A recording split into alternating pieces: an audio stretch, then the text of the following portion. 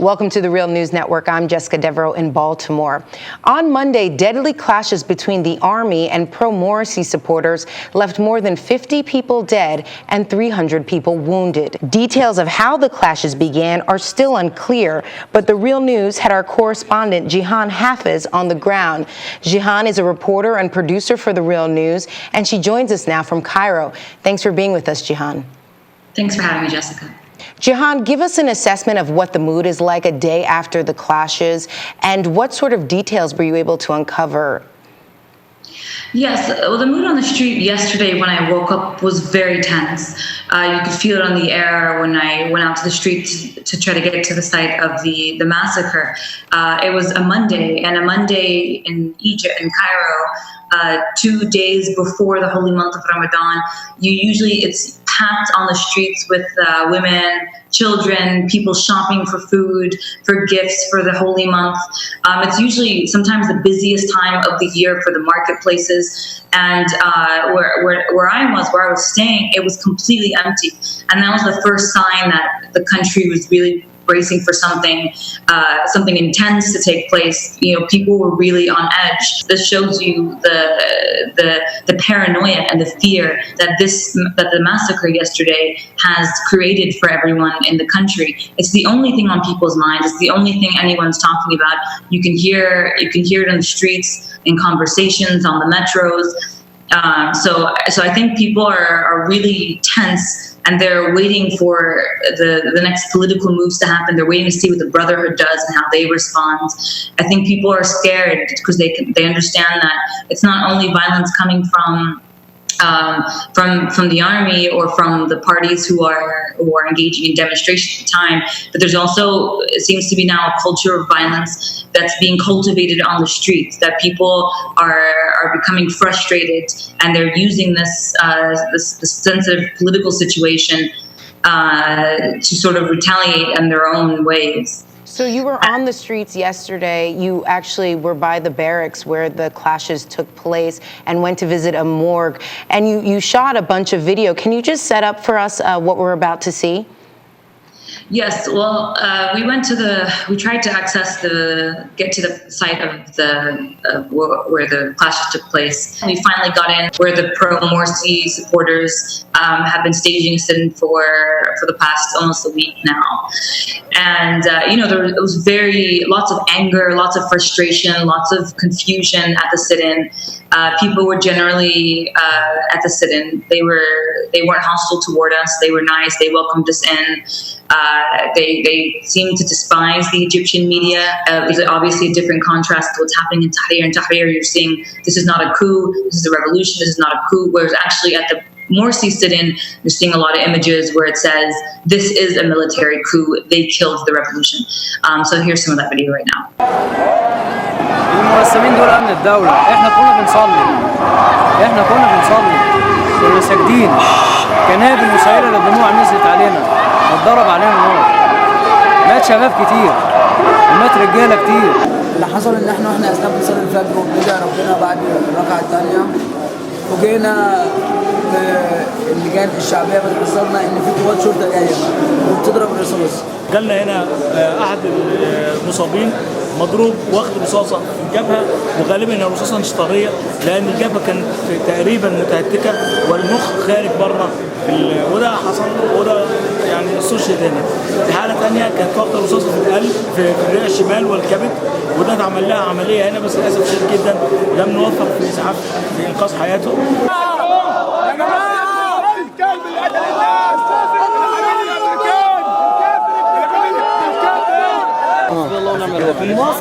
This is the site of the massacre, and a lot of people are congregating around where a lot of the bullet holes came in.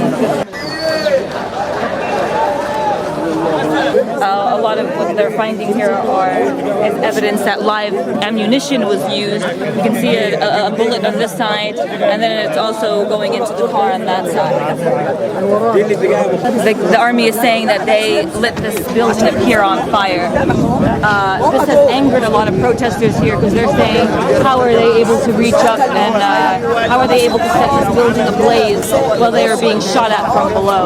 So there's lots of speculation here as to what was happening, but A lot of the witnesses are still around, and they're describing what took place this morning was a bloodbath. An indiscriminate shooting was taking place everywhere. They're finding casings from the Egyptian army. مين معي جمهورية مصر العربية يعني بتاع قوات طنطاوي لما مشي هو وعنان ماشيين وعارفين ان الحاجات دي هتحصل. هم مش ماشيين كده لله وللوطن، هم ماشيين وملبسين الدكتور محمد مرسي في السيسي عشان خاطر يقعدوا سنة فاشل ويظهر قدام الناس ان هو فاشل، وفي الاخر يقولوا ده انقلاب عسكري. لا، ده مش انقلاب عسكري، دي حرب. النهارده طلعوا جورنان بشنقه، يعني هم بيسخنونا، بيسخنوا الشعب على بعضه، فاهماني؟ بيسخنوا الشعب على بعضه. لو هم عايزين يهدونا ما كانوش عملوا له صوره دلوقتي. كان في سلميه هنا امبارح.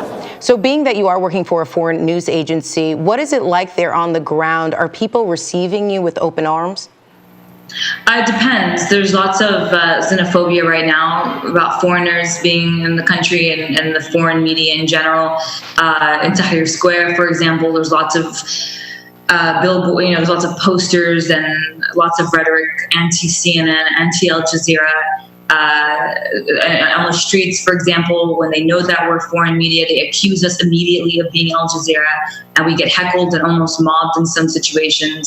And we trying to access the Republican Guard. When we tried to get to the sit-in from the army side, we were actually stopped by the army and accused of being Al Jazeera, although we gave them our press IDs, which are from the Mess Bureau, the government's information building, and it says we work for Real News, but they kept accusing us of being Al Jazeera and supporting the Muslim Brotherhood, and these are army soldiers. No, these aren't protesters. So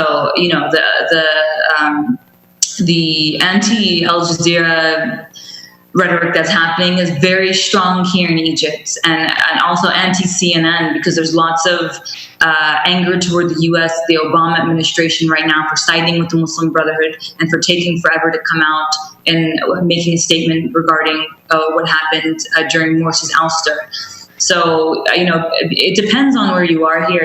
Being foreign media at the anti-Morsi demonstrations they've been welcoming, and they want the foreign media there to cover them. They want the world, I think they're using the foreign media also to show, the democratic world outside is going to support us in a process that we engaged in, which was by their opinions democratic as well. But we're in Tahrir. It's different. There's a different vibe there.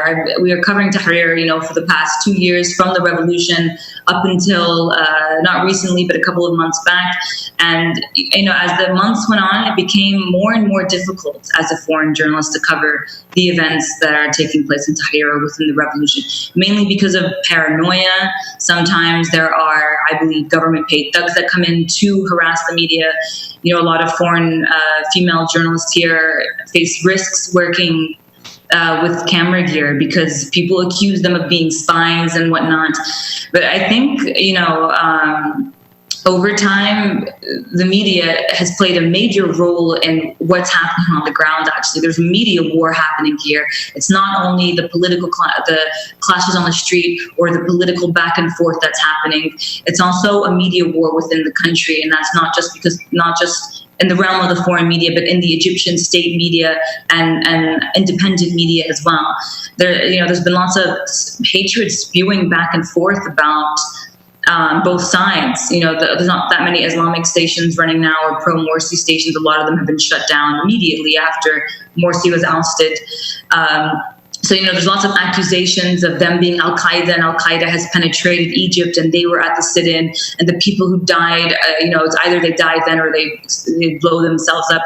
So there's lots of, and this is being repeated on the streets, This is being repeated on the streets. The military does engage in excessive force in responding to demonstrators. Real News covered the Mess Bureau massacre during the military council's era, where they murdered 30 people. They mowed some of them down with their tanks, and they shot other ones to death. And like it was recently, they shot them in the back as they were running. Abbasiyya last year, as the military was about to give power to the elections, they killed people, they shot at them, they violently dispersed squares. The military has been engaged in a number of different human rights violations, which have not only been documented by journalists, but by human rights organizations. So and lots of, even in Tahrir Square, people are familiar with this. They know the military has engaged in excessive force, but they gave a press conference yesterday and there wasn't any mention of those who were killed and how they were killed and why. And there's lots of video online right now circulating of army officers shooting into the crowd. And some of the video you saw there, that's obvious. Those are bullet holes that were shot into the walls that you can see going through poles. Those aren't buckshot. That's bullet holes. So and also the bullets that you saw in that video as well, they say the Arab Republic of Egypt on them. So that also comes from the Egyptian army. There's no around way about that. But on the streets, people are saying that's outrageous. The Egyptian military would never open fire on their own people. They, the Muslim Brotherhood, they photoshopped these images in. These are the exact same responses that happened during the massacre. There's video of the army mowing down people with their tanks. And when you ask people on the street the next day, they would say, oh, no, the Coptic Christians photoshopped the army in doing these things. So there's lots of delusion. There's lots of confusion. The rumors are fueling all this tension right now. What happens on the street and what's being said and the way things are developing politically, it has tremendous effect on how people are feeling right now, on how people are reacting on a daily basis, on how they view the Muslim Brotherhood. And so the media, I think, has been a tremendous factor in how things are developing here and how people are reacting as a result of coverage. Let's talk about the most recent political development. They have named a new interim president. His name is Hazim El-Bablawi. He's being looked at as a compromise. Jihan, would you label him as that, a compromise for Egyptian society?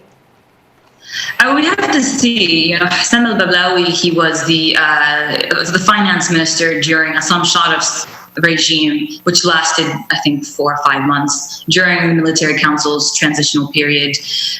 He resigned, actually, during the Maspero massacre when the army was accused of killing 30 Coptic Christians, in an hour. So when he resigned, that was seen. A lot of revolutionaries in Tahrir Square supported that. They saw that as a sign of being on their side. And he supports the free market. He was part of the UN for a while. And the reason I think that they compromised with him as opposed to someone else, because actually there was another, this is what I mean, things changed so quickly in Egypt. Literally an hour before Bablawi was announced the the prime minister, an hour before there was someone named Samir Radwan, who was also a former finance minister, who was going to be announced prime minister. And then 24 hours before that, it was Mohammed al-Baradei, the liberal, one of the liberal heads of the opposition, one of the most well-known, actually. And the reason that didn't happen was because the Noor Salafist party was not having it. Mohammed al-Baradei, he's been a major figure in the opposition for the past couple of years, actually even prior to the revolution. But I think because he made comments afterwards, after Morsi was ousted, about the Muslim Brotherhood supporting the arrests of their heads, justifying it in many ways and saying, and sort of accusing the Islamist parties of fueling unrest in the country, that really didn't sit well with the Salafist party. And so they refused him to be the prime minister. And I think also having him, putting Bablawi in as the prime minister, because he was the finance minister, this is going, and also worked in the UN. I'm not sure of his post right now, but I know he had a high post in the UN. This is seen as a positive thing because its crisis also is the economy. The pound drops constantly. These are bread and butter issues. So having someone as a finance minister was reassuring. I think for a lot of Egyptians who are struggling right now as a result of the faltering economy, but also for the international community, the international markets that are looking at Egypt to see how they formulate this new government and what comes from that. Okay, well, we look forward to getting your updates. Thank you so much for your coverage, Jihan. Thank you for having me. And please be safe. And thank you for joining us on the Real News Network.